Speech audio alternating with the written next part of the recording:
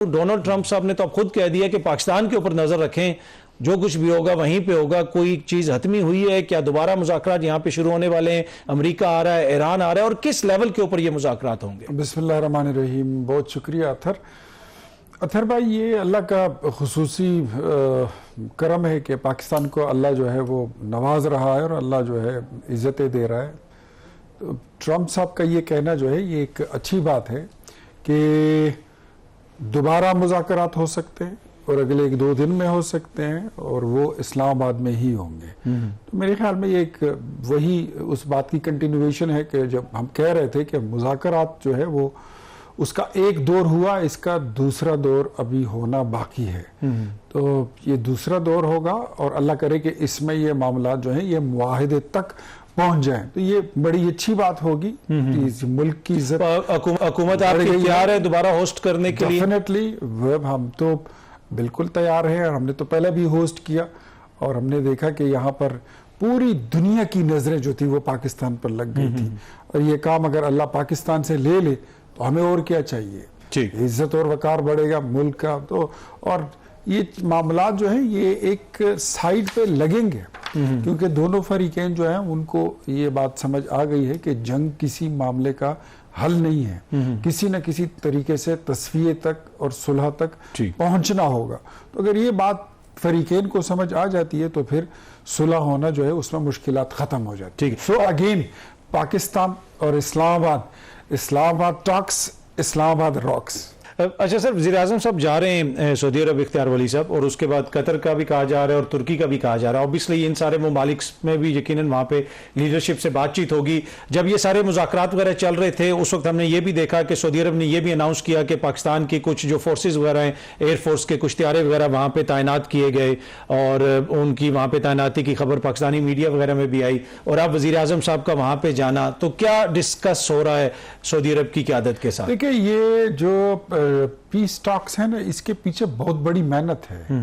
At the same time आपको जो मुल्क की लीडरशिप अस्करी और सियासी कई महाजों पर आपको इंगेज नजर आती है। कहीं पेट्रोलियम प्राइस साथ लड़ रहे हैं, कहीं बॉर्डर्स पे लड़ रहे हैं, कहीं पे टेररिस्ट के खिलाफ लड़ रहे हैं, कहीं पे कई महाजों पर उनकी लड़ाई जारी होती है। लेकिन बैकग्राउंड में ये पीस टॉक्स जो है, ये डायलॉग, ये मीडिएशन, ये सारी चीजें भी चल रही होती हैं।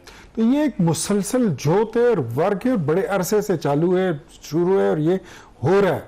तो अभी प्राइम मिनिस्टर का जो दौरा है सऊदी अरब का, तुर्की का, कतर का, वो अपनी जगह पर, लेकिन उसके साथ साथ वो अपना दौरा जो है वो भी करेंगे। और फिर ये अगर 2 दिन बाद यहाँ पर पाकिस्तान में इस्लामाबाद में टॉक्स होने हैं तो वो फिर डेफिनेटली मुल्क में मौजूद होंगे और उनकी टीम भी मौजूद है। फील्ड मार्शल का बहुत कलीदी किरदार है इस तमाम मामलात में, इस पूरे सूरत हाल में उन्होंने अपना बड़ा एक ज़बरदस्त किस्म का उन्होंने किरदार पेश किया। इसहाक डार साहब का बहुत बड़ा रोल है, प्राइम मिनिस्टर का अपना बहुत बड़ा रोल है।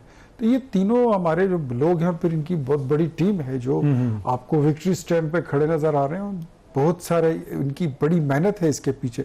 मुझे यकीन है अल्लाह ताला किसी की मेहनत जो है वो ज़ाया नहीं करता और ये सारी चीज़ें मैनेज हो जाएंगी और ये मैनेज होने लगी हैं। अल्लाह करेगा कि ये मैनेज हो जाएंगी और ये अच्छी खबर जो है ये दुनिया को, ये पाकिस्तान से जाएगी। मैं तो एक सबसे बड़ी बात पाकिस्तान है और फिर उसके बाद पाकिस्तानी होने पे हमें फ़ख्र है और मुझे तो साथ ही साथ मुस्लिम लीग नून का कारकुन होने पे भी फ़ख्र है कि हम तारीख में जब इस वक्त हम दुरुस्त सिमत में खड़े हैं, ऐसी जमात के लोग हैं और ऐसे कायद के हम कारकुन हैं कि जिन्होंने हमेशा पाकिस्तान के लिए इज्जत कमाई और उस रास्ते पर मुल्क को लेकर गए हैं कि वहां से इज्जतें ही समेट। ठीक है जी। इख्तियार वली साहब वो ये कह रहे हैं कि ये छोटी चीजें अब हुकूमत बड़ेपन का मुजाहरा करना चाहिए, मुलाकात करने दें। देखिए जहां तक ये दायरों की सफर की बात है ना, तो दायरों का सफर शुरू किसने किया था? किसने राना सनाउल्लाह को पकड़ा था? उस पे 16 किलो हीरोइन किसने डाली थी? ख्वाजा साद रफीक और सलमान रफीक को 2-2 साल कैद में किसने डाला था? किसने, किन के कहने पर और किन की साजिश और शरारतों पर अहसन इकबाल पे फायरिंग तक करा दी गई थी? ख्वाजा आसिफ के साथ क्या हुआ? वो सयाही मन्ना याद है आपको? आई विश के ये इस तरह के मशवरे उस वक्त इमरान खान साहब को भी दिए जाते कि ना करें ऐसा। जस्टिस रिटायर्ड जावेद इकबाल जो चेयरमैन नेब थे, एक खातून के जरिए उनको आखिरी दिन तक इतना ब्लैकमेल किया गया कि अपने सियासी मुखालिफिन को दीवारों में चुनवा दिया गया था। पीका एक्ट तो क्या उसके आगे, मतलब जो इनकी दायरे का सफर हमने तो नहीं किया शुरू 2013 में। आपकी बातों से तो ये लग रहा है कि जो आप लोग कर रहे हैं आप उसको जस्टिफाई कर रहे हैं। अब जो नैब के जरिए हो रहा है, जो मुलाकातें नहीं करवाई जा रही, देखिए ना दायरों का सफर तो इख्तियार वली साहब 30 साल से तो आप जेलों में जा रहे हैं। मैं यही कह रहा हूं कि तो इमरान खान तो 30 साल पहले सियासत में भी नहीं था। हम तो अगर आप देखें तो चार्टर ऑफ डेमोक्रेसी के बाद कहो ना कि कुछ बंदे के पुत्र बन गए थे। हम तो इंसानियत के दायरे में रहकर और जमहूरियत के दायरे में रहकर हमने तो सियासत शुरू कर दी थी। एक बंदा आया जिसने कहा कि ये भी चोर है वो भी चोर है, मैं बड़ा ईमानदार हूं, ये भी ना लायक वो भी ना लायक, मैं बहुत लायक हूं, ये भी गलत वो भी गलत, मैं बहुत ठीक हूं, मेरा जैसा कोई है ही नहीं। आज कर्जों की बात अगर होती है तो वो बंदा तो कहता था कि मैं मरते मर जाऊंगा, खुदकुशी कर लूंगा, मैं कर्जे नहीं लूंगा। फिर कितने कर्जे हुए, कहां तक पहुंचे, वो भी दुनिया ने देखा। लेकिन ये दायरों का सफर अगर शुरू हुआ हमारी पॉलिटिक्स में, हमने अपनी जिंदगी में इसको बंद होते देखा था। चार्टर ऑफ डेमोक्रेसी के बाद इमरान खान ने दोबारा शुरू करा दिया था। और एक बात आपको फिर कहता हूं, अथर ये रिकॉर्ड पे ले आए जी, हमने इमरान खान के खिलाफ अपनी तरफ से कोई इंतकामी कार्रवाई अभी नहीं की है। मां सिवाय अगर आप सिर्फ मुलाकात की बात करते हैं तो 2024 के इलेक्शन से पहले, मैं वही बता रहा हूं, 2024 के इलेक्शन से पहले उनकी मुलाकातें नॉर्मल हुआ करती थी। 2024 के इलेक्शन के बाद भी उनकी मुलाकातें हुआ करती थी। लेकिन वहां से मुलाकात के बाद फिर ट्वीटें भी शुरू हुई फौज के खिलाफ, एस्टेब्लिशमेंट के खिलाफ, फिर 9 मई भी हुआ, फिर 26 नवंबर भी हुआ, फिर उसके बाद रियासत के खिलाफ एक कंटिन्यूस एक बयानिया गढ़ना शुरू हुआ। पाकिस्तान का इमेज जो है वो उसको मसख करके दुनिया के आगे रखना शुरू किया गया। अभी ईद पर बेटों से बात करा दी गई, फौरन चले गए जीएसपी प्लस स्टेटस उसको बर्बाद करने के लिए, उनके बेटे वहां पर पहुंच गए। देखिए अगर हुकूमत जीएसपी प्लस स्टेटस की कंडीशंस को पूरा कर रही है तो हुकूमत को तो कोई फिक्र नहीं होनी चाहिए। मुझे ये बताइए, हम करें ना करें वो अलग बात है।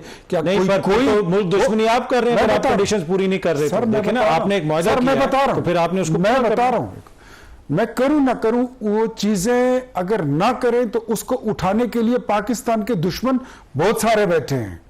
जो काम आप कर रहे हैं ये इजराइल करेगा, जो आप कर रहे हैं ये मोदी करेगा, ये हमारे और बड़े मुखालिफ और हमारे दुश्मन बैठे वो कर लेगा।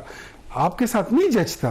एक तरफ आप जमहूरियत का नाम लेते हैं, फिर आप कहते हैं मुझसे तो ज्यादा कोई पॉपुलर भी नहीं है, मुझसे ज्यादा तो कोई मुहब्बे वतन भी नहीं है, और आप पीठ में जाके खंजर भी घोंपते हैं। तो मेरे ख्याल में अपने मामलात अगर ये दुरुस्त कर लेते ना यार, सबसे बड़ी बात देखो, 9 मई कौन कर सकता है? कोई दुश्मन ही सोच सकता है।